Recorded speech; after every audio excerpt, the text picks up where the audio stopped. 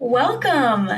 Thank you so much for joining me on the Socially Delightful podcast. I'm Jewel, human connection enthusiast and your host, and this show is all about delighting in yourself, delighting in socializing and in others, and creating truly supportive, delightful friendships and relationships, even in our modern world with our modern stress. In this podcast, we have fun creating a new culture of living in social delight. Now let's dive into how we're going to do that today. Y'all, the podcast I have for you today, it is on something that I am asked about all of the time, and that is about friendship and reciprocation. What do I do if my friend is not reciprocating? And today I picked some Reddit stories to go through and talk more about this from a friendship-informed perspective of what you can do if a friend is not reciprocating. And I want to say, too, that these stories, although I am totally down to have some really crazy stories on this podcast, and probably will, these stories are really relatable, and I wanted them to be. I wanted them to be really relatable, not as crazy and really calm, so that way we could really talk about this issue that I'm asked about all of the time, friendship and reciprocation, so that way we could really talk about it from such a nuanced perspective. Also, all the way from Germany, I have a special guest join me, and that is my client, Berit. Now, I am Americanizing her name. Like, I am saying it so American, but it's so beautiful. I'm having Berit join because she's come so far in her relationship with herself and her relationship with others, her connection. And I really wanted to have her on because I knew that her perspective would be so nuanced, like that she would be able to talk about it from all of these connection blocks to all of these ways that she's able to connect with herself and with others. And I just knew her perspective would be so good, and it is. And at the very end of this episode today, I also honestly give like a mini training. I don't know, but I give everything away as far as friendship and reciprocation goes. Like, we talk throughout the episode about ways that you can handle it. At the end of the episode, we talk about questions you can ask yourself, why we care about friendship reciprocation in the first place. And honestly, those reasons are very instinctual. They're very primal. And ways that you can think about friends and reciprocating for yourself to leave you more empowered to handle situations where you are feeling like a friend is not reciprocating. That is our goal at the end of the day. And honestly, I think we do it justice in this episode. So without further ado, let me bring on Berit. So I have to say, I am feeling extremely lucky nowadays because you and I have been working on a lot of relationship stuff, mainly relationships with myself, like my relationship with myself. But that really spread to basically every area of my life. And I have to say, I had like a minor situation lately within my work where I just was a little stressed about workload and like to-dos and all that stuff. And the way I now process that is that it's a lot easier for me to see where I can use like my relationships to support me, because I just feel like that is a big part of our mental health too, to just have people you can rely on. And it's just by all the work we did, so much easier for me to reach out to people, even in minor situations, just to be like, hey, this is going on. What do you think? What do you do? And in that specific situation, I felt so connected to like the people in my life where I have like the best partner, Ralph. He's just, my soulmate, my best friend, my partner. It's amazing. And I feel like our conversations have changed a little bit, where I can just maybe just say exactly what I really mean. And it's a lot easier for me to communicate with him. It never has been hard, but I do see that it's just like, becoming a lot easier, and we have like these amazing conversations. And then also in that specific situation, I just saw what amazing friendships I have created and how they really support me. So that was pretty cool. Amazing. Oh my gosh. Thank you so much for sharing that. I love that the time where you felt connected recently, like it brought up like connection like how you feel with yourself. Yeah, that's so funny. It's just sad how strongly that influences like the relationships we have with other people too. Yeah. Yeah, And I just felt so grateful to have these amazing people in my life, but I also felt so grateful for me to have kind of done the work I had to do in order to kind of make the most out of those relationships too.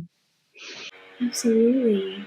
Absolutely. So I really want to know too, Brett, like just to jump in and really dive in, um, how do you think, because a lot of times like when people say things like love yourself, connect to yourself, sometimes, and I remember even like I can think of, me years ago, I'd be like, but how?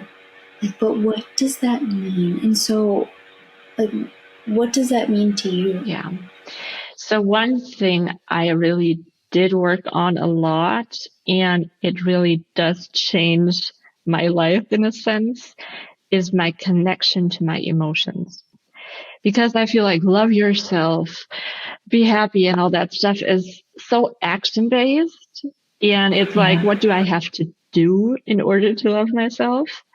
In my opinion, it's also, what do I have to feel in order to be able to love myself? And I saw that I was really disconnected from my emotions for a long time.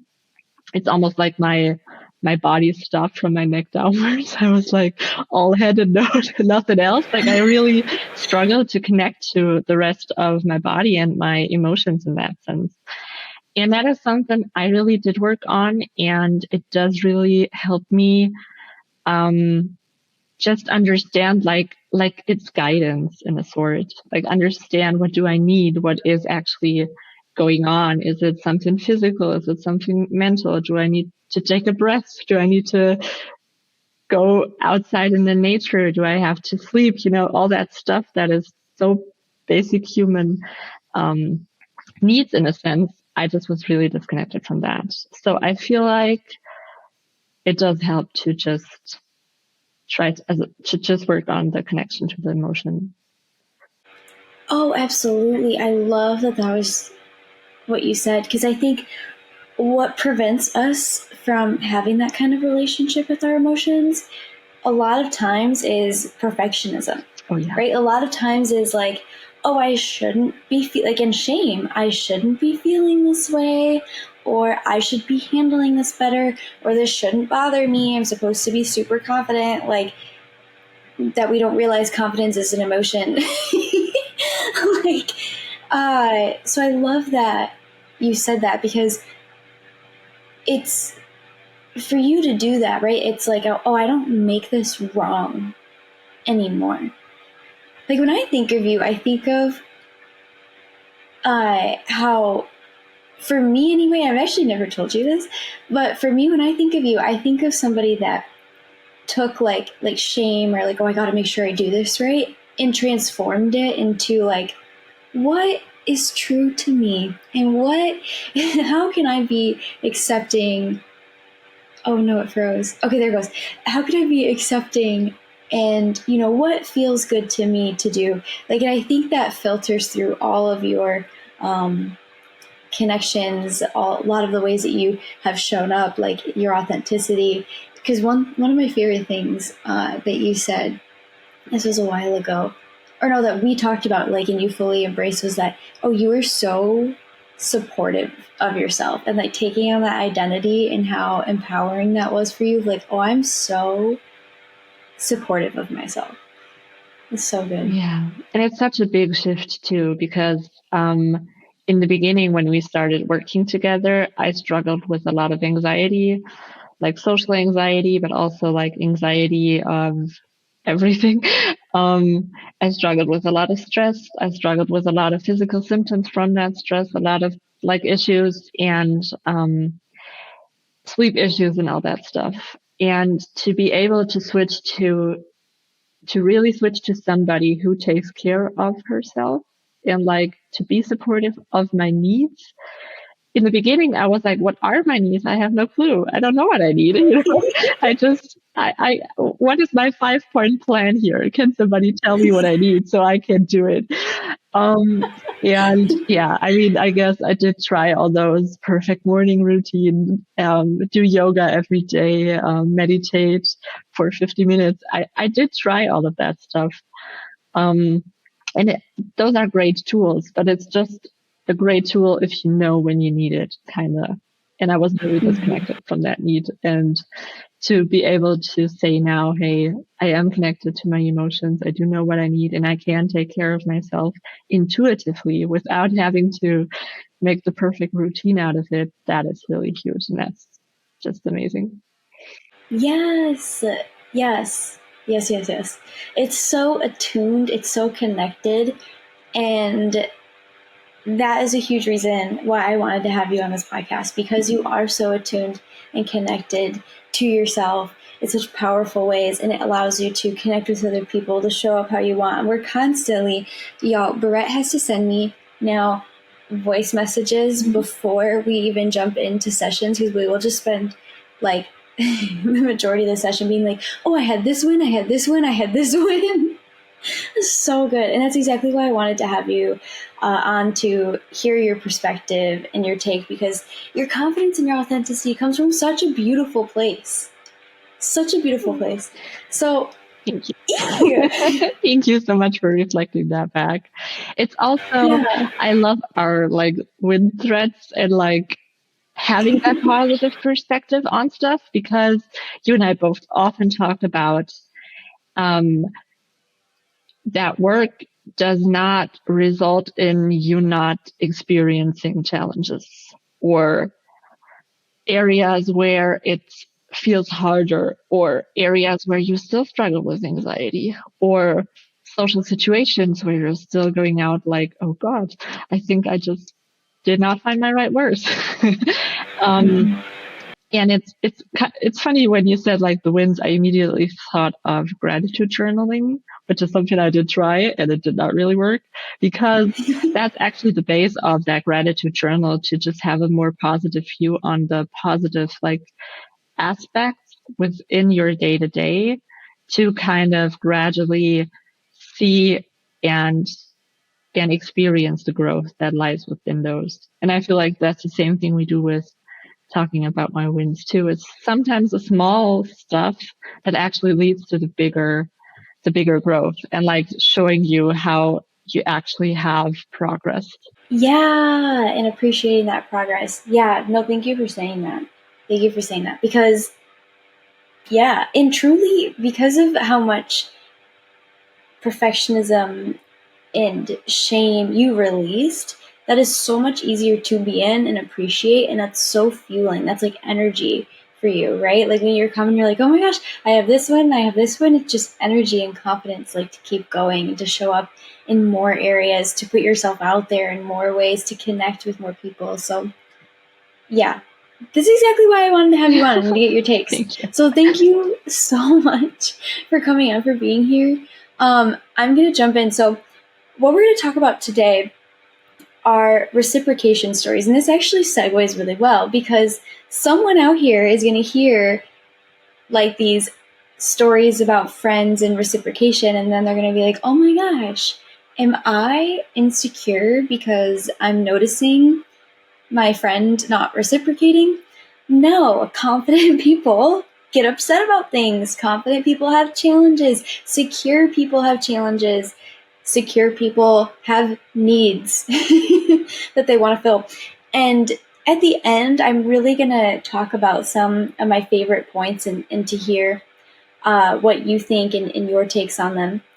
About friendship reciprocation, but we're just going to start with some stories, because the best way to truly learn and to have like a lot of fun is through story. So I am going to jump in. I'm going to read one of the first stories. By the way, this is the second time, y'all, that Brett and I have recorded a podcast, because I kerfuffled a bit of the first one. So I did read over these stories this time, and I know that they're actually 100% for sure relevant. So there we go. There we go. Even though it was a lot of fun the first time too. It was. It absolutely was. But yeah, I remember I got to the end of the first one and I was like, wow, that had nothing to do with Oh Well, my we did gosh. have an opinion, so. We did. We did. Oh, okay. So the first one is coming from the Two Hot Takes subreddit. I love Two Hot Takes. Everyone, please kindly peer pressure Morgan to come on the show. She is a huge inspiration for me. I can't even talk. I'm tongue tied thinking about it. But this one's coming from Two Hot Takes, and it says, "Am I the asshole for ghosting my friend after she disrespected me at my birthday party?" First, I'm providing some context so you understand the dynamic. Let's call this girl Anna. So Anna, 19 female, and I, 20 female, met on Tinder at the end of last year. There was romantic interest at first, but we decided to stay friends since we weren't compatible like that. I also didn't really have a lot of friends at that point in my life, so I was happy to make friends since I also struggled to meet people with the same interests. We got very close and I trusted her with a lot of personal things. We also both got boyfriends a few months later, so safe to say the relationship was purely platonic at that point. We were, however, Valentine's in February. None of us thought we had one, and we thought it'd be fun to just gift each other as friends. Fast forward to her birthday party in April. And the weather was hateful, which is what a comment. The weather was hateful, and the only people who showed up was her boyfriend and I, along with my now ex-boyfriend. I could tell she was upset that no one else came, so I did my best to distract her and let her have a good time. Now, fast forward to my birthday party. I had a small get-together with friends where I prepared 3 courses for a traditional English tea for us to eat while getting stoned. Now, my boyfriend, 18 male, slept over the night before so he could help me in the morning with the preparations. From the moment Anna arrived, all she did was talk to my current boyfriend about her boyfriend. And this carried on. Oh, we're going to edit. I'm going to say the last part again. From the moment Anna arrived, all she did was talk to my current boyfriend about her boyfriend. And she puts in parentheses, my boyfriend and hers had a fling. They weren't really dating, but were seeing each other before they met us. And this carried on the whole day. Whenever she did acknowledge me or talk to me, it was just to tell me that the Wi-Fi at my house was shit. During the first course, which were savories, I made mini BLT sandwiches and mini cucumber and cream cheese sandwiches. This girl, Anna, took a BLT and dismantled it only to eat the bacon, stating that she didn't like the seeded bread I used and also didn't like tomatoes. Then she gave the rest of that sandwich to the dogs.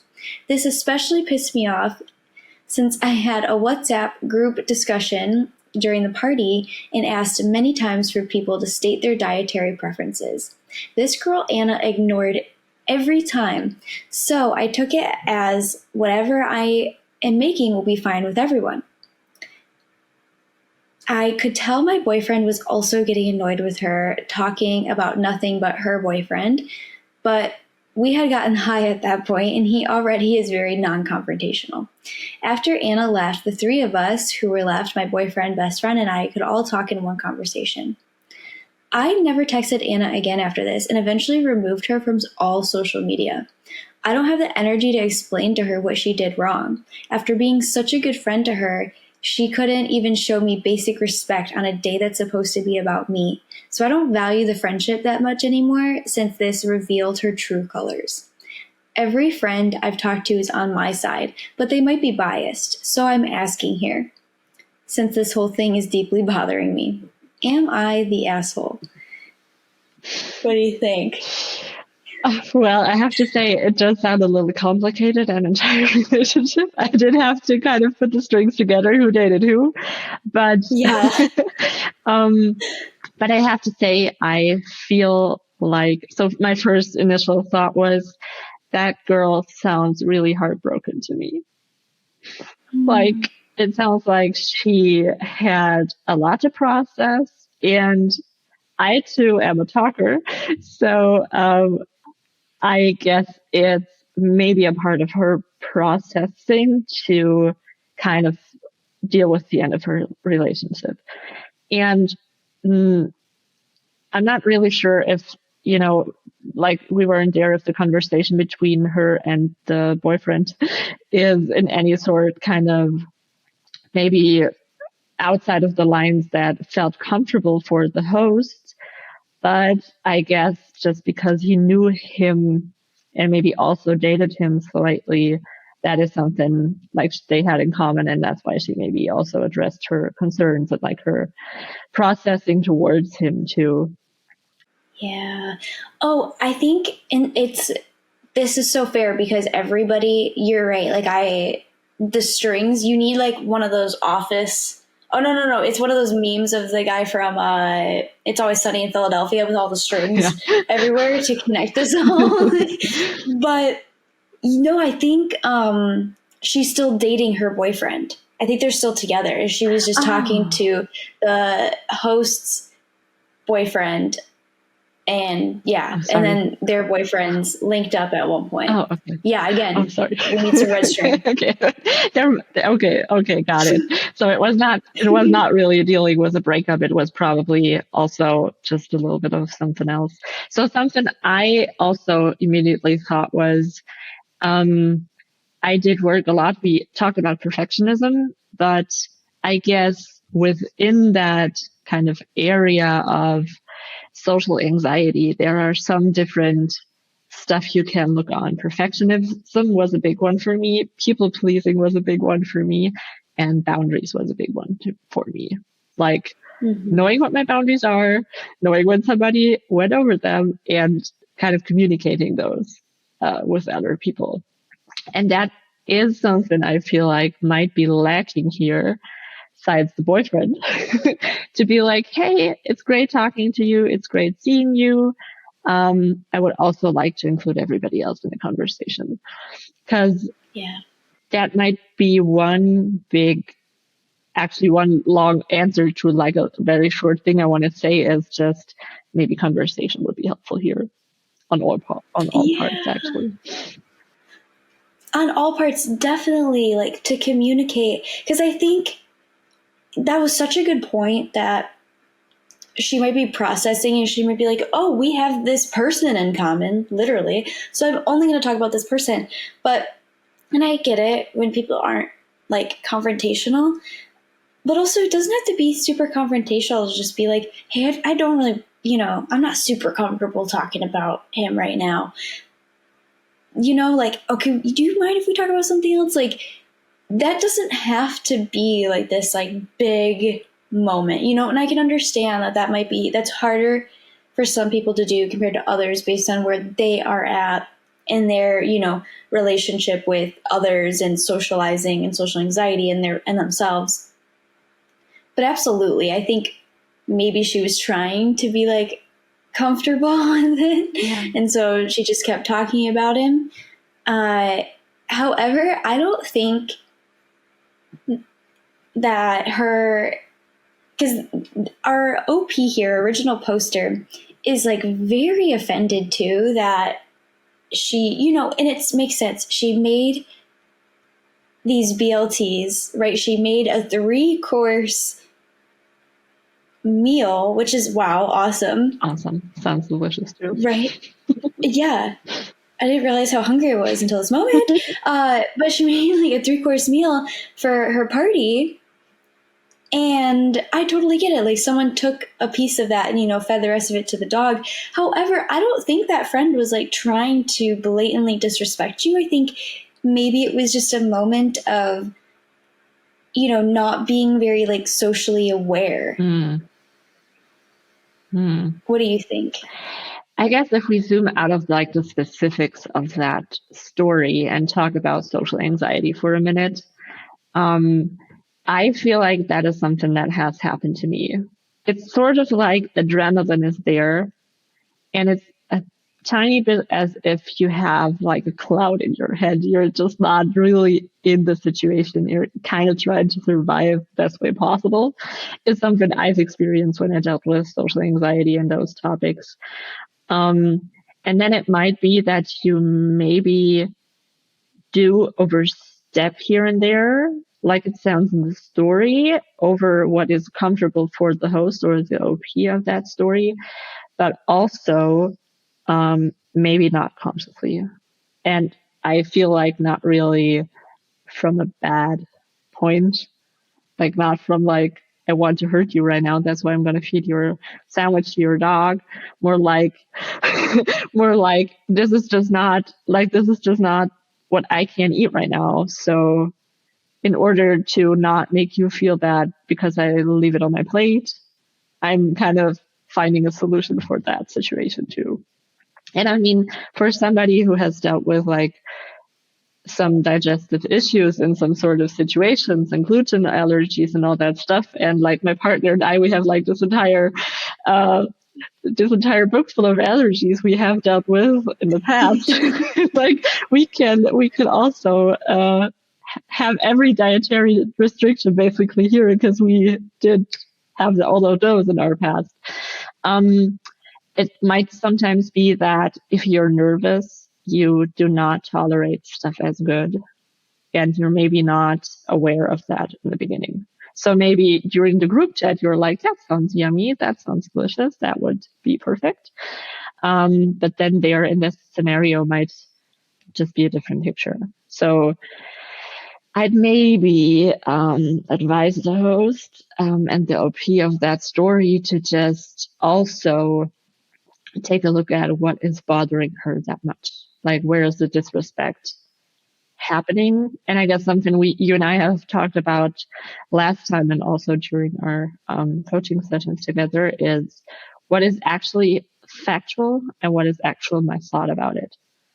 And I guess the way you read that and described it, it's kind of easy from an outside perspective to differentiate between the fact and the story here. And I feel like that is something that has been extremely helpful for me too. Yeah. Yeah. No, I think you're absolutely right. I think this happened and then the story was like, oh, it was disrespectful and she wasn't considerate. Yeah, absolutely. I think too, because, what you said too is a good point. Like maybe she got there in the moment and was like, oh my gosh, I can't eat this right now. She does say, oh, I didn't like the bread. You know what I mean? That was on the sandwich. So we can also see too, like, she was just like, oh, I don't like it. It's fine. I think too, this is also, we grow up, right, with different rules, different like schemas, different like paradigms for what is polite and what isn't. And I honestly just feel like this person does not realize that, she was quote unquote disrespecting or being impolite to this friend. And now she's been ghosted and cut off and removed from social media and has no idea why.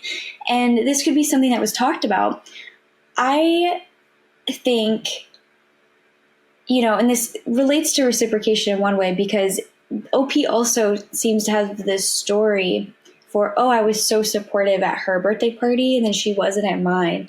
But I really think there's just miscommunication here and like misunderstandings as far as like, again, like what's respectful, what's not, what's appropriate, what's not. And I also think, I just have to say too, because she says, well, I put it in our group chat beforehand and she didn't say anything. I feel like she's also friends with somebody who's neurodivergent. Like, honestly, this person doesn't sound like they have, I don't know. That's just a big guess. Like, I'm sensing as somebody who is, neurosparkly, neurospicy myself, I'm sensing that this friend that she is friends with might have some neurospice. I don't know. But just some things that she said, I think that. But regardless, I think you're so right that there's a story here and it could all be done for like over with communication. It's also really reflective too. There's been a lot of research done on like male friendships and like female friendships. And male friendships are actually more stable than female friendships. And part of the reason why is because we will end friendships so quickly, whereas men, because they aren't going as deep in their relationships normally, like emotionally, they don't put a lot of weight on certain things. So, yeah, there's a new book by, oh my gosh, I always say her last name wrong. I could see it over here. Maybe, I'm going to say it wrong anyway. But Danielle Bayard, I'm sorry, Jackson, a new book that's come out about this recently that I'm really excited to dive into. But I've seen the research on it myself. Anyway, female friendships are more fragile than male friendships. And this is part of the reason why we are so quick to just like cut people off. And like you can tell the story that she has at the end here of, I don't feel like I should explain to her what was being wrong, like what she did wrong. After being such a good friend to her, she couldn't even show me basic respect on a day that's supposed to be about me. And I don't value that friendship anymore since it's revealed her true colors. This just shows, and granted they're young, but this just shows like how fickle female friendships are. And honestly, y'all, I want us to start thinking about friendships too is also like more like investments in a way. Like I've invested in this person because that's the truth. Like it takes 200 hours to make a best friend on average, to create that deep connection with somebody, to apply friendship research to make a best friend like that. I say to apply friendship research. That's what I did to to create a best friend. It takes 200 hours. Oh my goodness. And so we can see how fickle that is here, like of her just breaking it off. And granted, they are young. I think too, maybe there's a bit of culture going in here, like cutoff culture is real. Like let me just cut somebody off because they don't fit my needs exactly. And I think that's also an influence too. I just thought of two things I wanted to say to that, because what you just said made me think about something, because I'm somebody who is maybe luckily, but maybe also loyally, really connected to my childhood friends. Like some of my best friends I've known since fourth grade, my best friend who lived across me from in my street, we're still besties to this day. I guess we had 25 years or something celebrated right now. We just celebrated 25 years. Beautiful. And I guess you're right that maybe because we now have, and now we're gonna come into a different conversation, but now we have so much access to other areas of communication that I did not have yet when I grew up. I'm like I had my first smartphone when I was 16. It just wasn't that big when I was younger in that age range. And maybe that does influence the way we deal with communication, basically. Like it does influence the way we communicate. It also makes it a lot easier to communicate on a digital platform and like not face to face. Like I guess the OP would have a lot harder time to ignore her if they were talking face to face and Oh like my gosh, ghosting that's her. so true. That's so true. Yeah. Like she would probably communicate, if she was, next door neighbors or something and had to see her. Yeah. No, that's such a good point.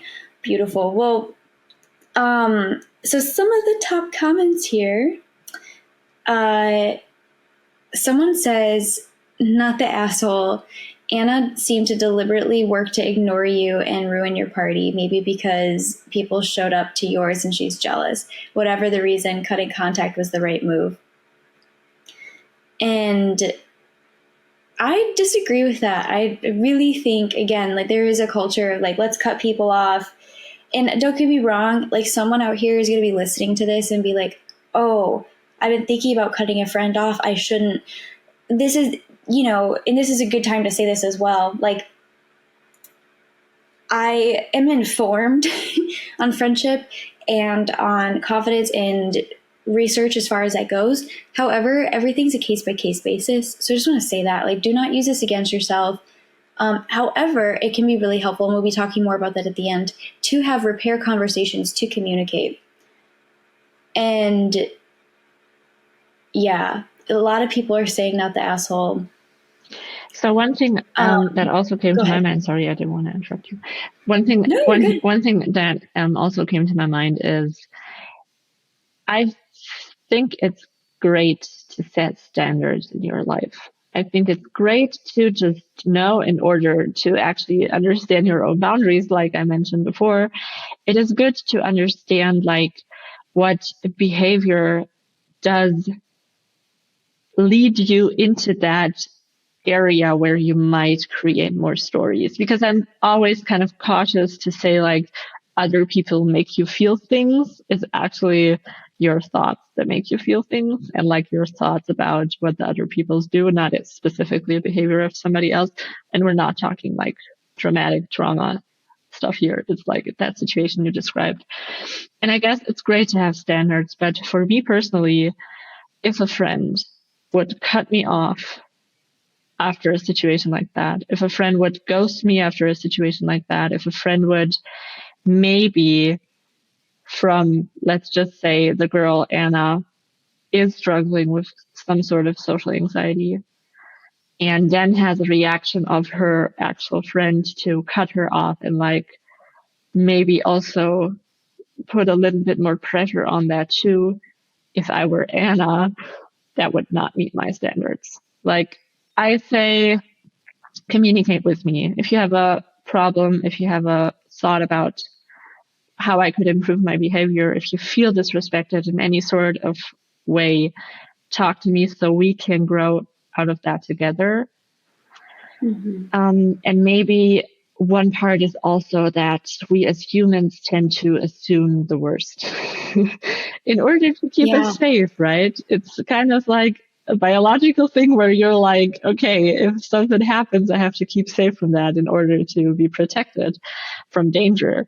So it might be just an extreme reaction to a perceived form of danger, but just talk. Just go ahead and talk about it. Say, hey, I felt disrespected. I also felt like I am investing a lot more in this friendship. And I do need like to see that in you in order to feel loved in this friendship. Like there are so many aspects in that conversation we could dive into. But one, I feel like if you ghost somebody, if you not talk about your issues, that does not meet my standards for my friends. And three, it's also, now I forgot my thought.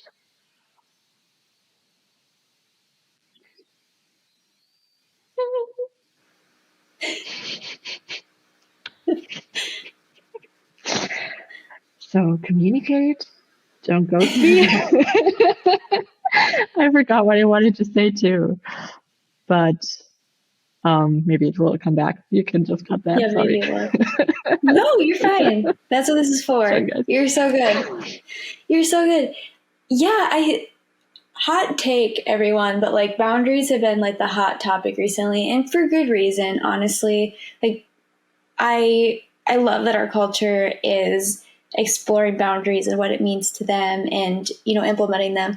But I think too, we have gotten almost like, if you will, a little perfectionistic of our friends. We've almost, like started putting that on other people. So also, yes, implement your boundaries. I love that you talked about like, yes, have standards. Absolutely. Like, again, this isn't black or white. We're always like in the gray area here, but also like bring back repair conversations. Talk to people. 100%. Communicate. Yeah. So just to read the last couple comments here, because I want to make sure we get to more. Somebody says, you shouldn't ghost. You should tell her you don't want her around anymore and why, which is hard to do, right?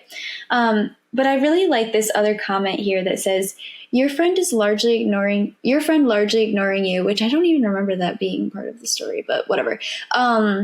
Largely ignoring you is definitely something to be annoyed about. And you don't need to stay friends with anyone if the relationship is not a positive one. But this entire post just screams, okay, that they're a little hard on this person. Entitled teenager who hasn't grown up yet. Wow. Okay. Don't agree with that. But I like that they said this. Talking to her about her disrespecting you and thinking the day should be about you and then making an issue out of her not eating a tomato, like question mark. And that I agree with, like, talk to your people. Okay. Sorry, I'm gonna put just to share my last one Yeah, go on that ahead. is also to tell your friends if they hurt your feelings in any way is a lot easier if you have reflected a little, like you and I just talked about. There are so many aspects like social perfectionism, social anxiety, perfectionism towards their friends, cancel culture. There's so much stuff happening. And I guess if OP would confront Anna, that would be a conversation. It feels like would be over in 50 minutes. Like, I'm so sorry. I just felt so insecure. Oh no, I'm so sorry that I ghosted you. It sounds like such an easy to solve problem. And that's just from an outside perspective. I know it gets a little bit more complicated, but I guess if you both kind of reflect, like if everybody does reflect a little more and we face the world with a little bit more empathy, a lot of those problems would be probably easier and we could lead with a little bit more love. Yeah, definitely. And yeah, leading with love and boundaries go together, y'all. Communicating, it goes together. Yes, so good. Oh, okay. Moving along. So, this next one is from Am I the Asshole? And it says, Am I the asshole for not reciprocating the energy in this friendship? I've got a friend of 2 years who I met through mutual friends. This past year, she moved to my state from Alaska, and we've been hanging out a lot. Unfortunately, I've been in a tough spot financially for quite a bit, and I'm just now getting out of it. I don't have a car, haven't had one since August of 2022. I've been in the works for saving up for one, so whenever we hang out, she drives. This didn't seem to be a problem up until now. She's getting more and more frustrated about the fact that she feels she's putting in all the weight in this friendship. Today I was at her house and she brought up how I never pay her gas money, and I responded, "Oh, you never asked, but if you need gas money, I'll gladly give it to you."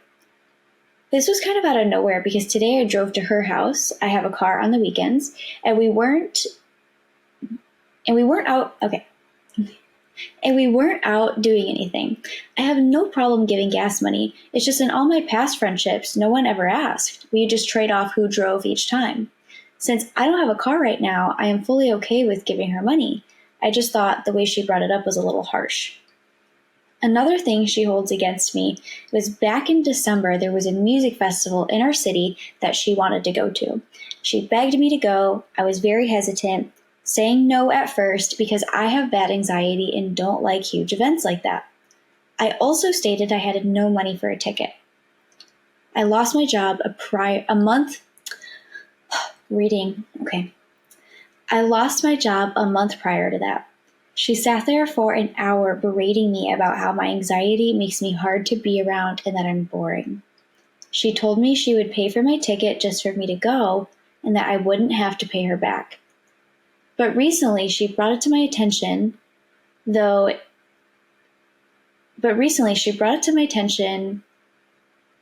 that she was hoping I'd buy her a Christmas present for at least doing that. I reminded her that I literally do not have the money to even buy my own family Christmas presents. She is also upset about me selling 2 pieces of clothing that she gave me when she was cleaning out her closet. The clothes were purchased from Goodwill, and when I was unemployed, I did Depop for money. She gave those clothes to me months before. I didn't wear them anymore, and I needed money to pay bills, so I sold 2 pieces of clothing as well as half my closet. She is now holding this against me, saying that I used her for my own gain. I've recently gotten back on my feet and found a well-paying job, and I'm looking forward to being more financially stable. And when I have the money, I give. We don't go out much, only stay local when we do, and I only hang out with her about twice a week. I'm with my boyfriend or working the rest of the time. She also thinks I hang out with my boyfriend too much. Unfortunately, she's had to see me broke, though, which is not much to offer. But it just feels like she doesn't care about our friendship on a deep level, like how much fun we have together, but more so the material transactions. It's starting to make me overthink if I have really been a bad friend. Am I the asshole? What do you think? So I feel like there will be a recurring topic that is Yeah. communication, but also before that, in that situation specifically, maybe we could kind of sort through what was mentioned, because one big topic is financial differences within a friendship. And I guess with that we can for sure talk about a little bit. But what I also see is that there is a lot of criticism happening, Mm-hmm. which is probably her communicating what is going on for her, which is maybe even a step forward compared to the first story we heard. Like, it's good to maybe mention when something's bothering you, also if it's financial, but also if it's maybe just something you want to do and you feel like your friend can't come on. That said, for the OP, I would suggest to maybe see where guilt and shame is happening here, and Mm-hmm. see where you might want to not put that shoe on and where you might want to maybe be a little more confident about your life situation or your decisions or just the circumstances you have to deal with, because neither financial insecurity nor social anxiety is something we choose, I guess. Yeah. I think this is like, and again, this is why this is such a case by case basis. But like with the last story, there was no communication. The last story, there was, almost like looking, in my opinion, for ways. And then this situation, it's, ooh, I'm gonna bump something. In this situation, it's this person, and it feels like, and I don't know, I'm not there, and I wish he like would have specified, but it sounds like this person is communicating, hey, no, here's where I'm at. And if you want gas money, like, great. Also, though, I literally don't have money to buy you a Christmas present. And there's clearly something going on here where the friend is making the Christmas present or hanging out with her boyfriend. Like she has her own stories with this. And I think this is a great example actually of boundaries needing to be set. And it doesn't mean that you have to not be friends with this person anymore. Sometimes like that can be so relieving. Like when I when I ended one of my past relationships, it felt like taking a heavy backpack off and being free, honestly. And in my relationship with my partner now, it feels like I have like a little like bounce in my step. Like even when things are not perfect, it still feels like I feel lighter in this relationship. That being said, is my partner Aaron amazing? Yeah, absolutely. But honestly, so is my ex. Just our dynamic didn't really fit, and I think on some level it can be helpful to end relationships, but definitely in this situation here, I think there needs to be boundaries put up, maybe even some deprioritization of this friend and prioritizing other people. And I say that so bluntly because, like you said, there is criticism here. I think this might be beneficial to have like that repair conversation and to say, hey, I feel like you're expecting a lot out of me right now. I really care about how much fun we have together. And to me, it seems like, you're really prioritizing the material things. Like, does that mean something? And getting curious about that can be so helpful in any conversation, even if you don't want to talk to this person anymore. Just being like, okay, well, what does it mean to you, right? Like these material conversations, what are you making that mean? But I do think in this situation here, because there is criticism, of this person that this is not like the most healthy relationship to prioritize being around them like twice a week and so on. However, at the same time, y'all, I do want to say, like, as friends, and especially when you were really close, I'm sure you and your best friend of 25 years have, quote unquote, criticized each other, critiqued each other, given feedback. And I know for me, I have a childhood best friend, and there's been times where he'll be like, Jewel, no, that's dumb. Or don't, and it's such a actual like loving place, if you will. But this doesn't seem like it's coming from a loving place. And not all critiques can. I also want to say that too. Like, we're human. We get jealous. We say things and so on. But I do think that to me, just reading this one aspect of this friendship in this story, it seems like there are a few moments of criticism here and like shaming or something that's going on here. And it's not that can't be worked on, but the impacts of that long term, even if you are like, oh, that's just them, can still weigh on you.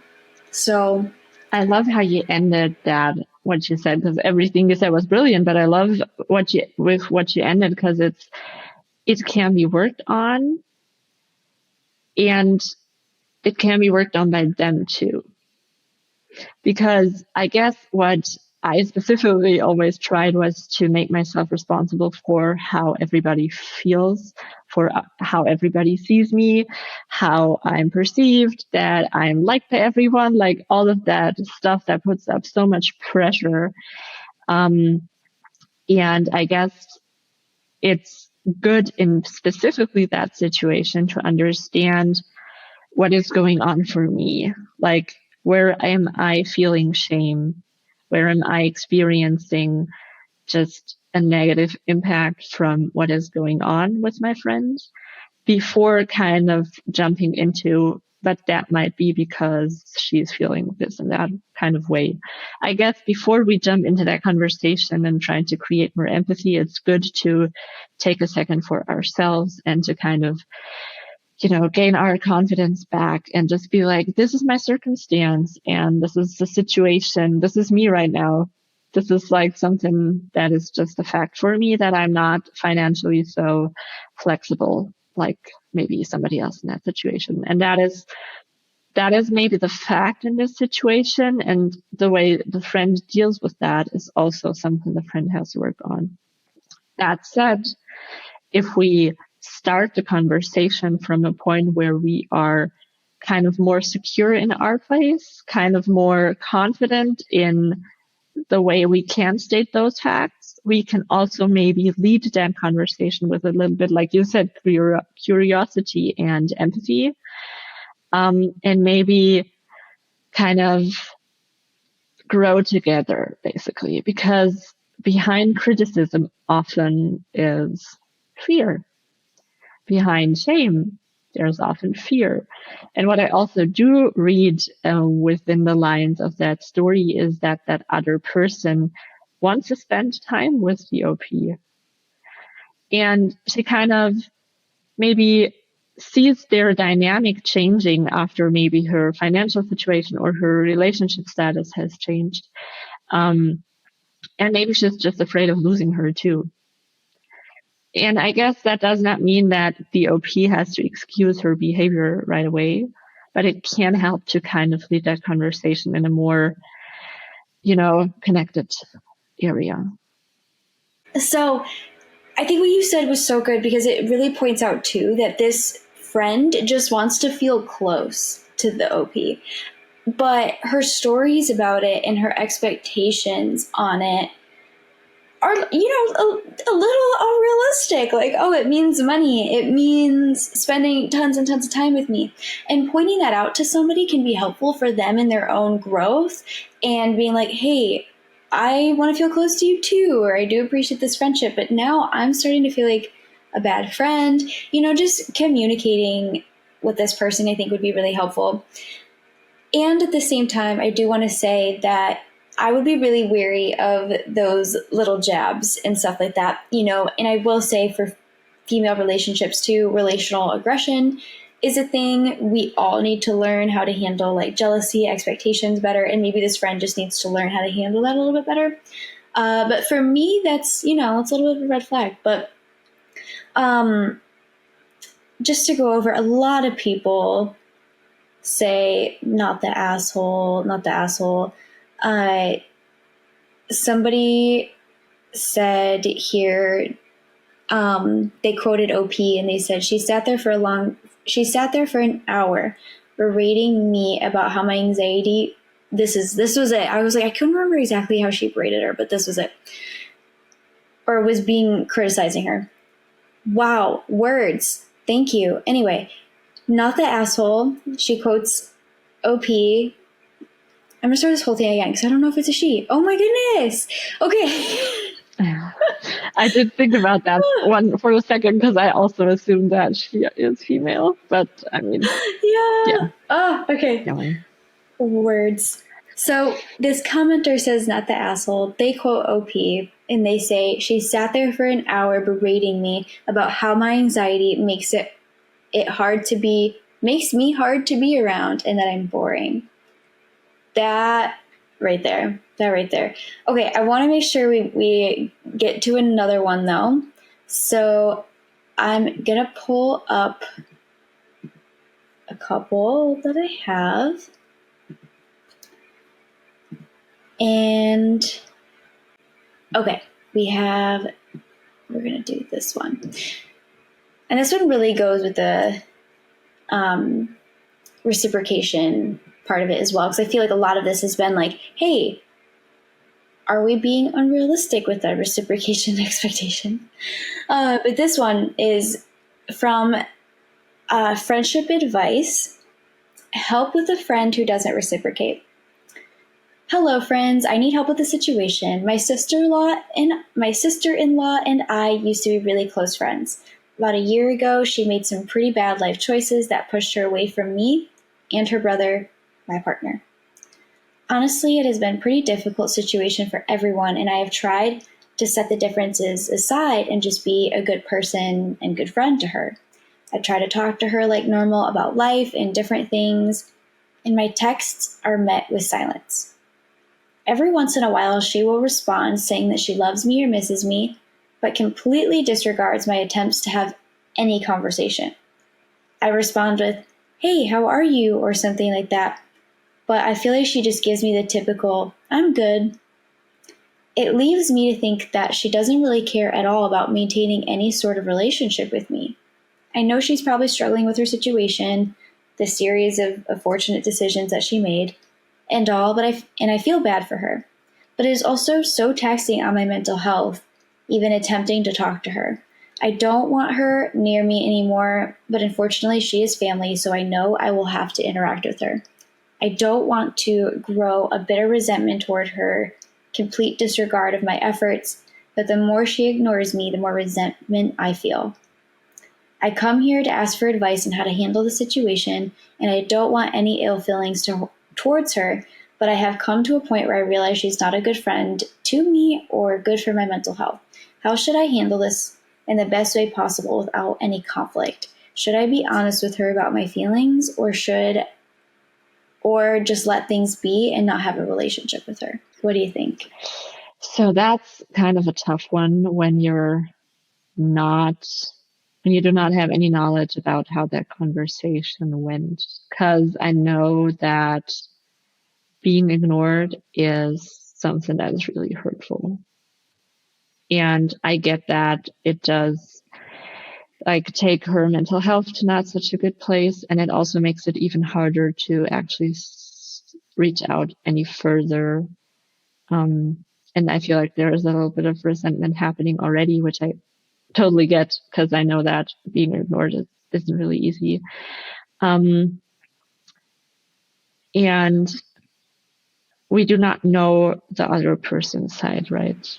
So we can't actually, in that situation, just kind of advise the person who posted. And I guess sometimes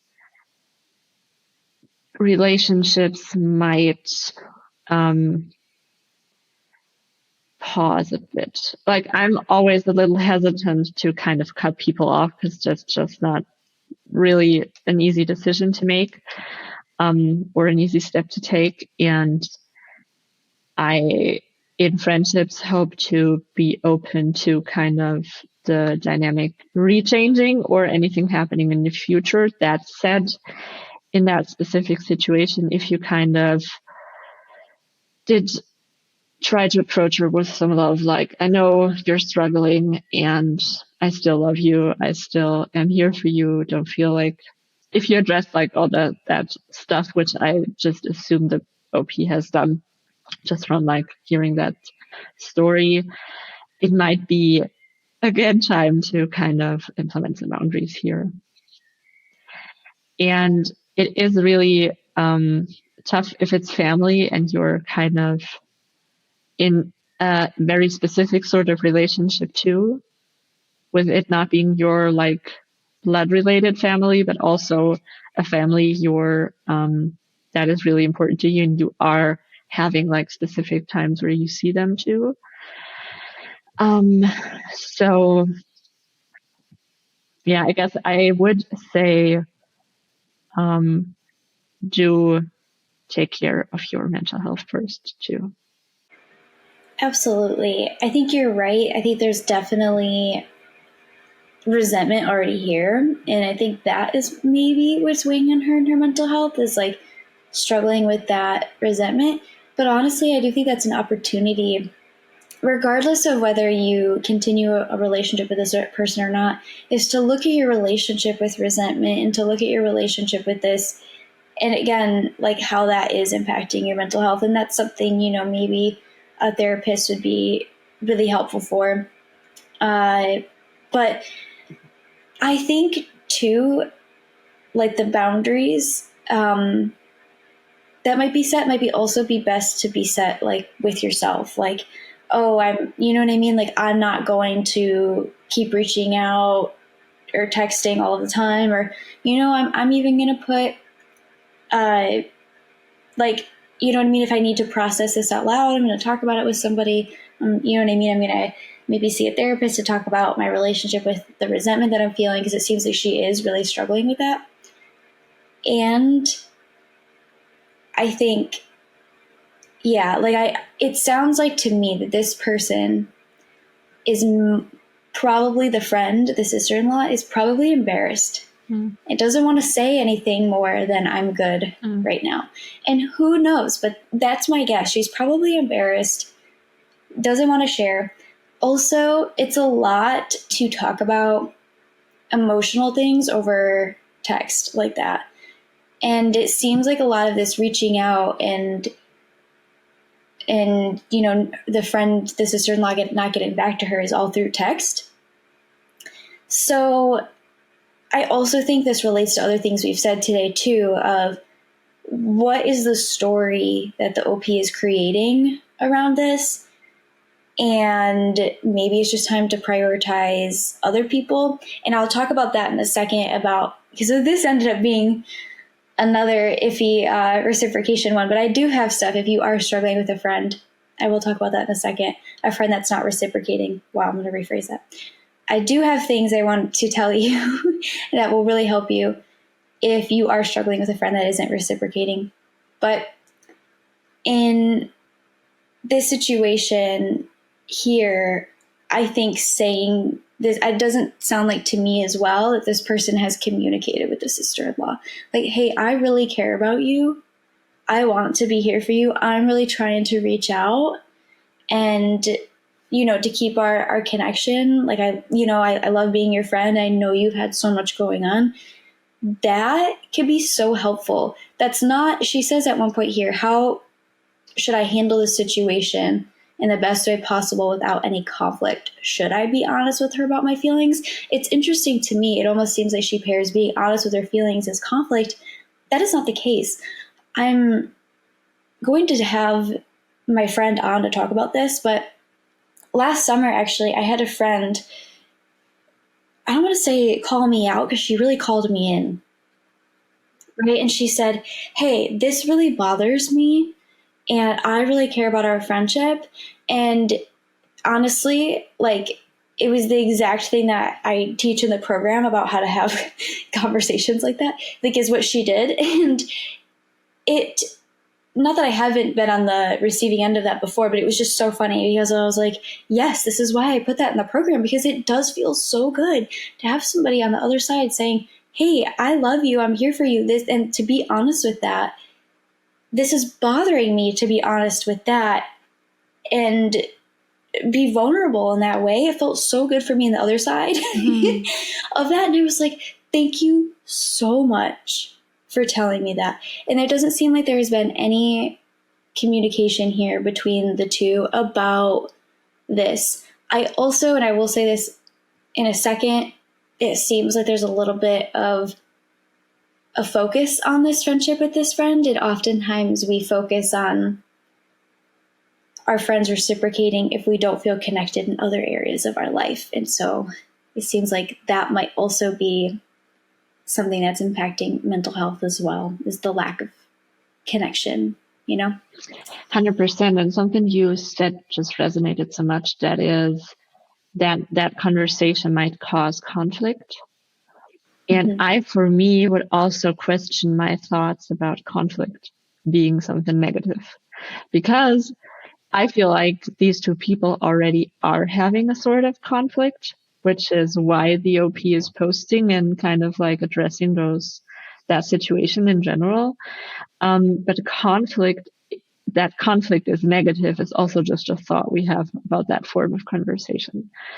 And not to say that having difficult conversation isn't uncomfortable, or conflict can be heated, or kind of like something we have to be really cautious to deal with.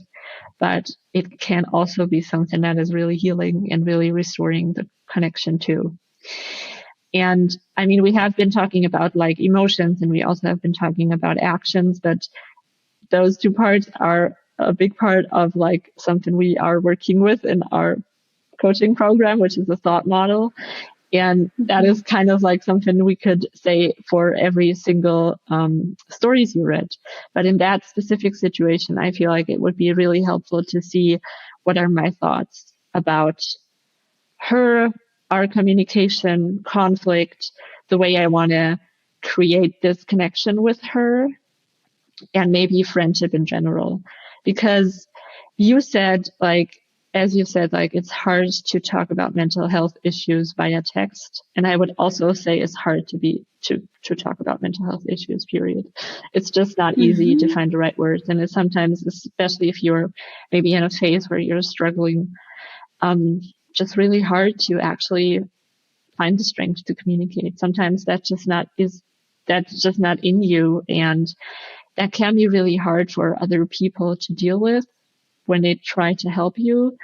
And I guess one starting point for the OP could be to address her own thoughts about how that, like, what kind of friend she can be for her. And if not reaching out means that she is a bad friend, which is a thought I would question. And maybe if her not responding, or them having a bigger period of not talking or anything, if that actually says something about their friendship, or if this is just a communication they can have in that phase of their friendship, or maybe her own struggles. Yeah. I think, definitely looking at, okay, what am I making this mean? Absolutely. And I love too that you brought up the thought model. So just so everybody knows too, we use a lot of different tools inside the program, inside my one-on-one container. We use friendship science, nonviolent communication science, theory, and we use a lot of like regulation, like nervous system regulation stuff. But the biggest thing that I just want to say too about the thought model, and is because it can be so helpful. However, unfortunately, there is a culture out there that's like, just change your thoughts. And then they use it as like a thought terminating cliche. And that is never what we do. Part of the reason why like Berit is able to be here and is able to talk about all of the things that she's talked about is because she used the thought model to be accepting and embracing of the unintentional thoughts that she has of her emotions. Like she said earlier in the very beginning of the episode, you were like, oh, I'm so connected to my emotions because you're not making them wrong. So I just want to caveat that, because I know someone out there is going to, hear thought model and they're going to be like, oh yeah, I just need to change my thoughts and just do that. Not every single time. It's a tool. One of my favorite things is to help clients use it in a way that is actually truly feminist and allows you to embrace yourself and move forward. So that's a topic for another day. But I love everything you said. I think that, this person just really needs to communicate. But also, I do think they are feeling really bogged down by the thoughts that they are thinking about this, like what they are making it mean. So I think that's honestly like might be the best thing for this person right now. Okay. That being said, so fun. So I wrote down a ton of points, tons of things that I've learned about reciprocation through the years studying all of this. So if you are like in a friendship right now and you're like, oh my gosh, like my friend isn't really reciprocating though. I know a lot of the stories today were honestly a little bit more, and I glanced over them because I wanted to make sure I had like a natural reaction. But they were a little bit more of like, a little unrealistic like expectations for the most part. But at the same time, sometimes like you do have very realistic expectations, and that does not mean that wanting reciprocation is a bad thing by any means. It actually is so deeply wired in us to care about reciprocation for so many different reasons. We want to make sure if we're investing in something that we are going to get the resources and care back out of it. And y'all, we do that with everything. Like, think about it. Like, would you go to a trainer or like a workout class if you didn't think it was going to benefit you in certain ways, right? And if it wasn't going to have the outcomes that you wanted? Probably not, right? So of course we do that in friendships as well. But one of the things that we saw in a lot of these stories actually today too is that we take a lot of things personally when a friend doesn't reciprocate. We do create a lot of stories around it rather than like really understanding. And this is part of the reason why I honestly love my program so much. Like, I wouldn't shameless plug, because one thing I really love helping clients do is to really look at, okay, how is it not personal, but how is it really not personal on like a almost brain deeply emotional level? Like, what is going on with this person in their noggin? And can we know that all of the time? No. But once you really start to understand the brain and its motivations, it's so much easier to be like, oh yeah, that is not about me. It can't be, So it's so much easier to notice that.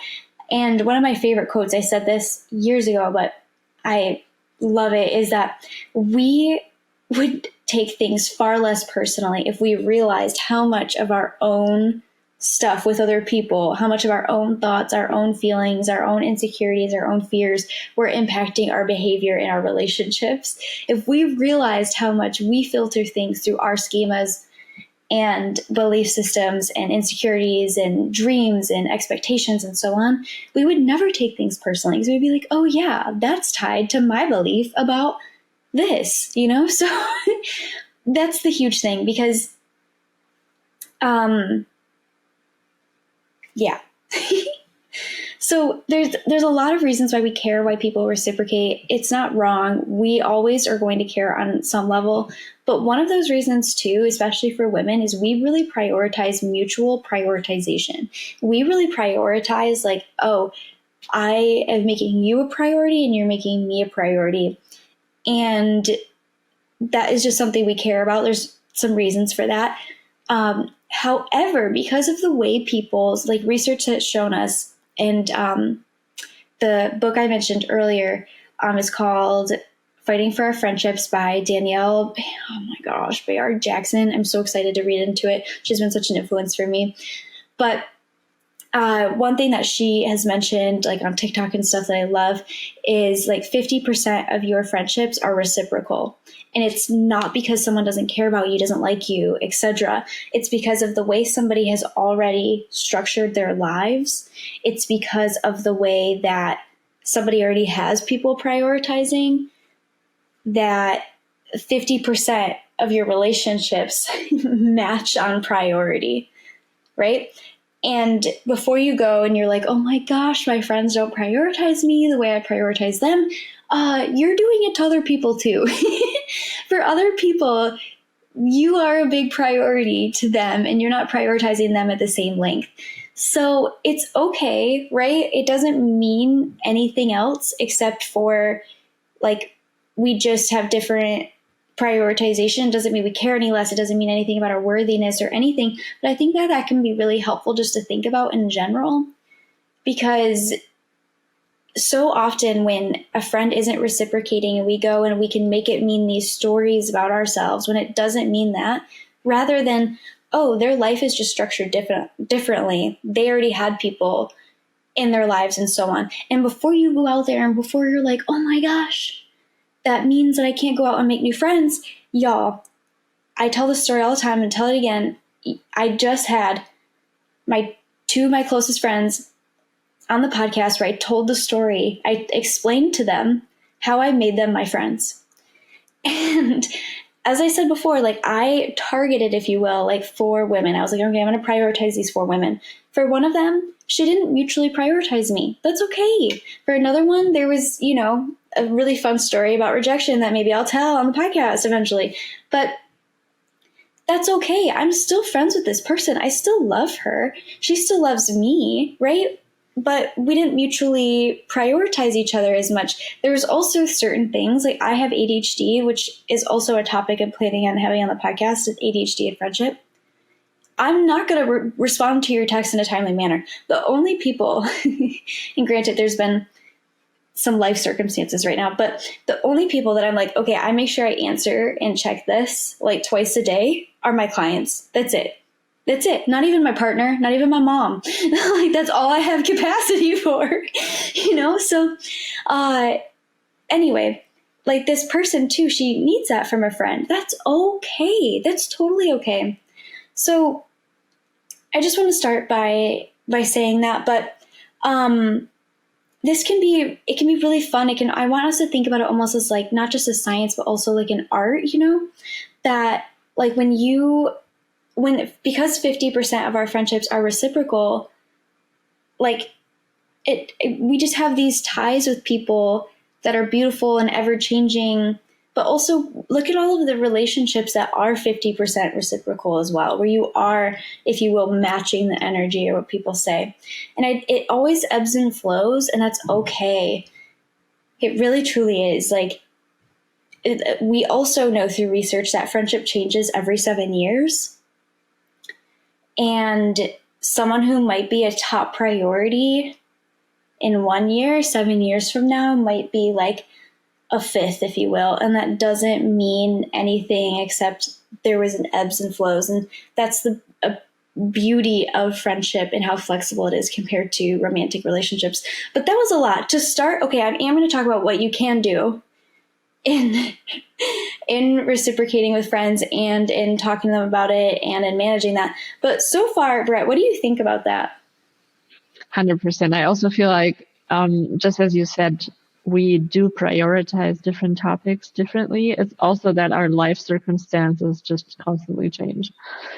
Yes. We might have more responsibility at work. We might have kids. We might have houses. We might have to take care of relatives and all that stuff. So I guess our plate just gets fuller and fuller. And that sometimes means that we do have to kind of just on an energy and time level deprioritize some topics.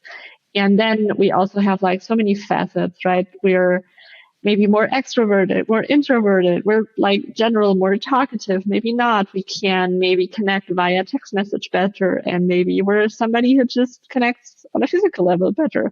One of my best friends, one of my priority friends, she and I, we see each other maybe once a year because we're just both like, our friendship really works on when we see each other. She has 2 kids. I have a lot of other stuff to do, like in my career and all that. Sorry, I have to rephrase that. So. No, you're good. She has 2 kids and has a lot on her plate. I mean, everybody here also has a lot on their plate too. And that's the most time we manage to spend together. And it's just always perfect. And we did have a conversation about that being our style of friendship. So it's not an issue that we don't talk in between. It's not an issue that we don't communicate every day, but it's just amazing as soon as we see each other. So that's where somebody can be a priority, but the priority itself might look very different. Right. Yeah, I love that you said priority friends. That's one of my favorite terms from the program rather than best friend. I love it. And yeah, I love that you mentioned too, especially with people that we've built up a lot of consistency and history with, that the priority can look very different for sure. So one thing that I wanted to make sure I said as well about reciprocation, kind of relating to that, because in that example that you just gave with your best friend, there's both the opinion that, oh, like, we still really care. I still really care. And a lot of times reciprocation with friendships in general, when we feel like our friendships aren't reciprocating in the first place, is because we're doing 2 things. We're, one, making it mean, oh, they don't care about me. 2, we're making it mean, oh, they don't care about me because I'm not enough. Or we go, oh, they don't care about me because they're a crappy person, or nobody cares to invest in friendship anymore, or anything like that. No. Our world, yes, honestly, is more overstimulated, more burnt out. We do have like more things on our plate, despite technology supposed to be making it easier on us. We do have more things, but people want connection. They really do. And so I think for all of us to have compassion in general for the reciprocation right now, especially when, there's so much going on in the world and in people's worlds right now. So yeah, I think just recognizing in general, if I'm making it mean they don't care because I'm not enough, that's something for you to look into regardless, right? Regardless of whether you want to continue this friendship or not. As well as looking into, am I making it mean that people don't want to reciprocate? Because that's just going to further isolate you too. Because then you're just going to be like, well, screw everybody. And I would know if that was me. Screw everybody. I'm not going to try anymore. That's just going to help isolate you further. So if you are struggling with this, there's a couple things I want you to ask yourself. And one of them being, especially because this relates to how much people care, is this friend, or how are your friends showing you that they care in other ways besides that one way?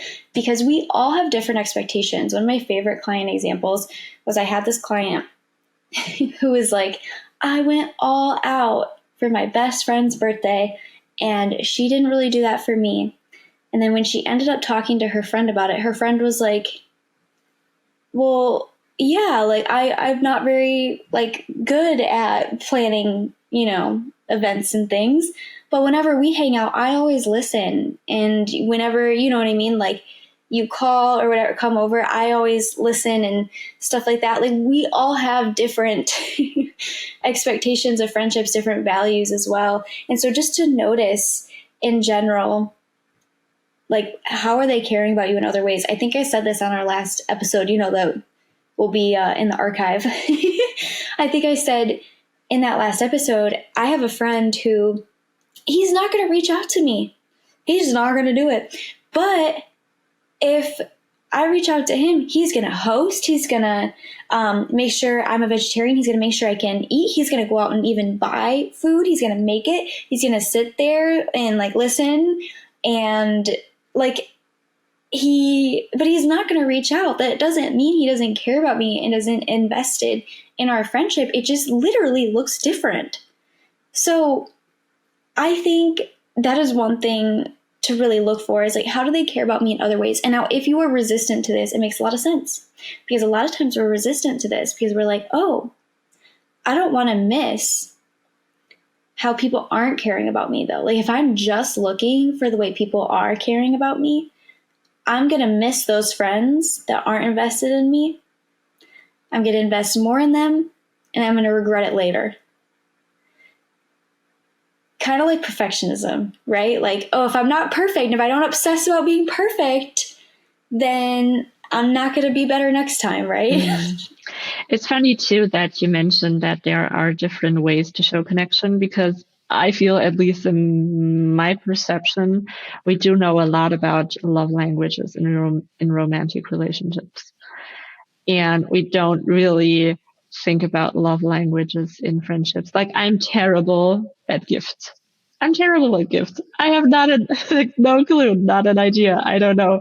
We now recently I started to gift skincare products, because that is something I'm obsessed with, and that is like an area I feel more comfortable in. But other than that, I'm really terrible at gifts. So if somebody judges my friendships efforts based on the gifts I give, terrible. I am maybe better at communication or reaching out or initiating contact, because I don't make that mean so much about me anymore that somebody does not reach out. I'm more like, hey, what's up? Didn't hear from you. And I don't really think about it at all. So yeah, I guess it's interesting to think about like friendship languages, and if maybe the expectations I set is just in an area somebody is not really aware of, that is an expectation you set. And just as in romantic relationships too, it might be helpful to actually communicate your expectations too. Like, hey, my birthday is so important to me. It is so important that this and this and this is happening. I would love if you could help me with it. Or I feel so loved if you would reach out oftener. Like, that's important to me. That makes me feel seen. It makes me feel heard. I maybe struggle to share if I don't feel like you're interested in or something. Like, if you communicate your expectations too, I'm sure there's a way to improve on both sides.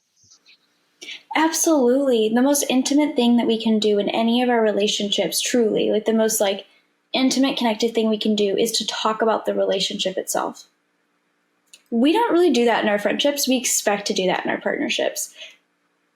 So dead on. I'm so glad you said that. And that's one thing that we could definitely do here. And two, you can realize, oh, how it's so much not about you if they aren't reciprocating that exact way, right? I actually told my future sister-in-law recently, I love her. She's so good at gift giving. And I told her flat out, I was like, I know that's a love language of yours. I can tell. So I just told her, I was like, and I just want you to know that I'm not very good at that. And I really appreciate it. And I, give love in more of like a words of affirmation way. But I want to be mindful of that, just so you know. And she was like, thank you. And it was it. And it was so not even like a conversation. Like, it was so not a big deal. So things like that too. Also just like speaking and communicating things that you notice is so huge. Go ahead. It's also just such a result of the work you do, and also the work your clients are able to do because of the work you do, is that you are maybe more aware of that stuff happening. And awareness is often like the first step for anything that we've been talking about. But if you're more aware of yourself and your thoughts and like the stuff that's going on there, and then you're just becoming more aware of other people too. And sometimes it does also lead to some more awareness on the other side. And I guess what we often do is, like in the thought model we've been briefly talking about, is that I feel like we are often jumping into action. And we're often trying to change the action in order to change the result. And what the awareness does is that it starts to change your thoughts, and it starts to give you more awareness of your emotions. And from that point on, it's a lot easier to either change the action or to see the action in a different, like from a different perspective, and then kind of like achieve a result you want to, and even have awareness of the result you want to achieve. A lot of the stories we were talking about today is like, I want to verify the result I have already decided, or I want to create a result without kind of like, I just want to know what action I have to take in order to create that result. But it does help to just reflect back on your thoughts and Yeah. maybe also let the emotion lead you a little bit more, because we have been talking about some stories that aren't so clear, especially like from just our point of view or just an outside perspective and a few words that are written in a thread. But if somebody makes you feel good, and if something makes you feel good, it might be worth investing in. And if something does not feel good, it is worth to maybe check on your own thoughts, but also to just establish some boundaries there. Yeah. Yeah. I love what you said. I got goosebumps at one point. And yeah, no, I totally agree. I think too, and actually just to go into the next point that I have about it, relating to that, because you said as well, you said lead with our emotions. And I think the only way we can do that is if we connect to them first, right? If we don't make them wrong, we're like, okay, where is this coming from for me? And it's always going to be a little bit like for me, I do this. Oh my gosh, if Aaron listens to this, but I do this really cute thing in my relationships, and I call it like a F it attitude. And where I'll be like, nope, it's fine, and I'll shut down. Like if I get really activated about something, I'll just be like, nope, I don't care. And I've come so far with that. But part of the reason why I've come so far with that is because I'm able to be like, okay, where does that behavior come from?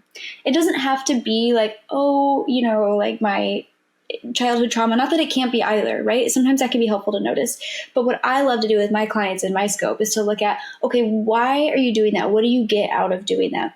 And for me, with my little F it attitude, I get to feel a little bit more in control and to feel even more like protected and safe. And so how I combat that for myself, because that truly doesn't lead to results I want, does not really lead to more effective conflict resolution, for example. And yeah, so I love that you said that, because for me, for the longest time, I tried to change that behavior by shaming it and being like, oh, I'm too defensive. I'm too aggressive, and I shouldn't be, as a woman, I should be docile and, sweet all of the time.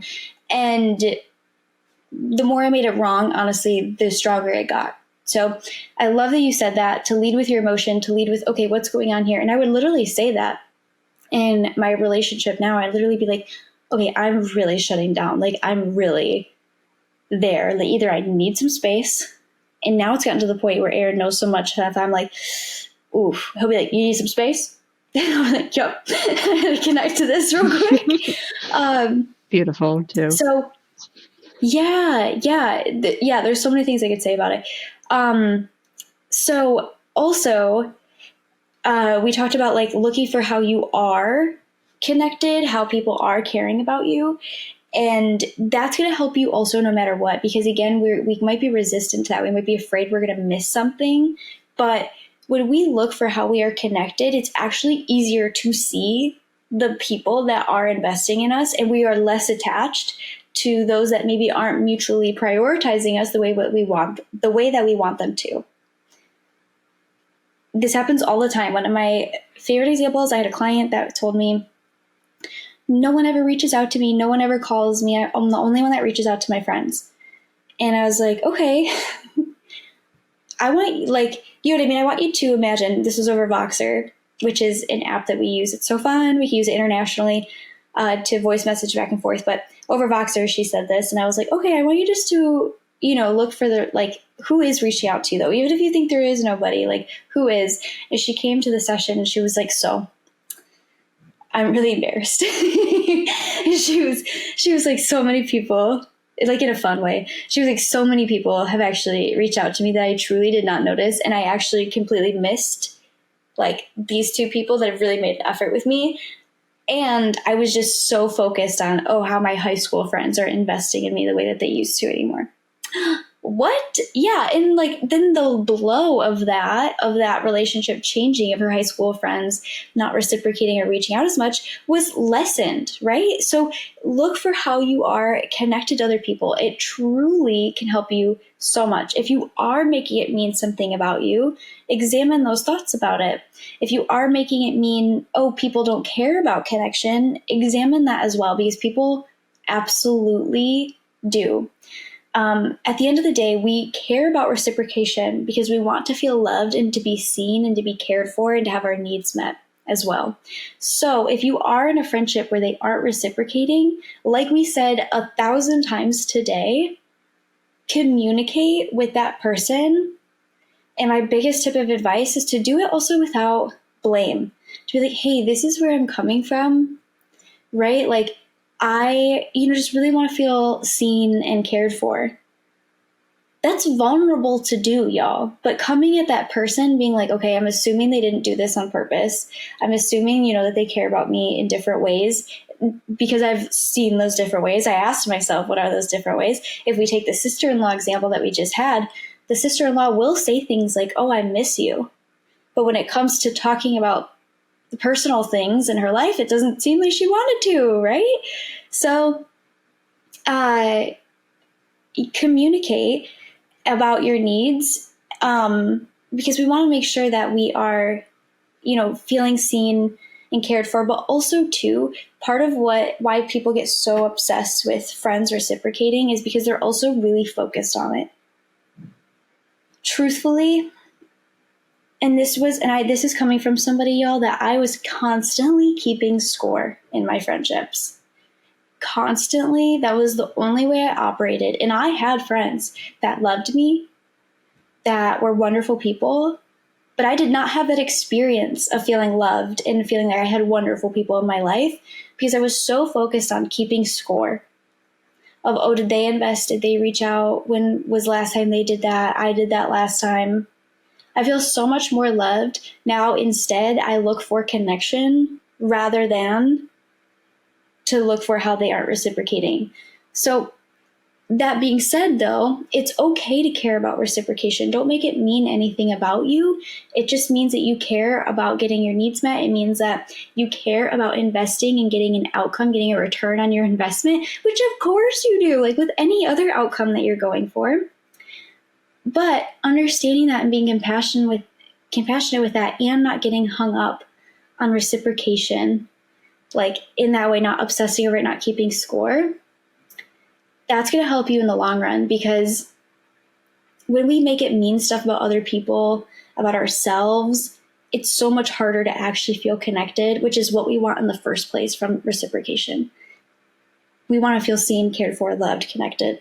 So hopefully that helps. One thing that I'm going to be doing in a more like succinct and cohesive way is to write out a list of questions that you can download and ask yourself, as far as like a worksheet on this. That's what they're called. Wow. To help guide you on this. So make sure you get that if you are really struggling with this. It's so many people are. It's going to help you regardless, whether you decide to deprioritize that friend and the relationship or invest in it and communicate with them. Besides that, thank you so much time, y'all. Like, thank you for being here for so long, for talking to me for so long. I feel like we're both gonna have to like move our bodies around. So thank you so much for your time, for your heart, for your energy, for sharing your story and showing people how much that they can connect with themselves and with other people. And for everything else, for also doing another recording because I kerfuffled the first one. Thank you so much for being here, Brett. I really, really appreciate it. Thank you so much for having me. It's always such a pleasure to just be here, talk to you, share, and grow even further with all the amazing stuff you do. I could listen to you for hours whenever you teach stuff, so can't wait for the podcast to launch. Thank you so much for having me. You're so sweet. Thank you so much. All right, y'all.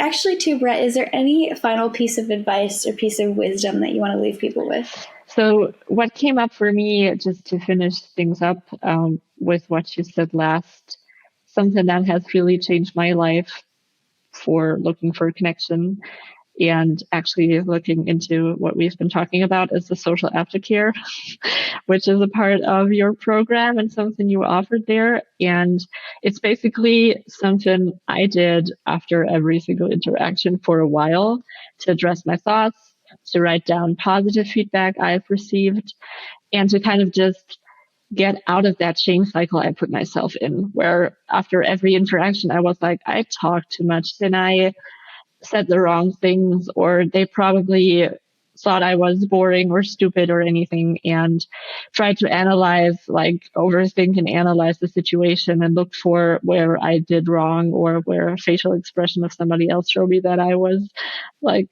rejected in that situation. And using the social aftercare pack, which probably also results in the questions you will share,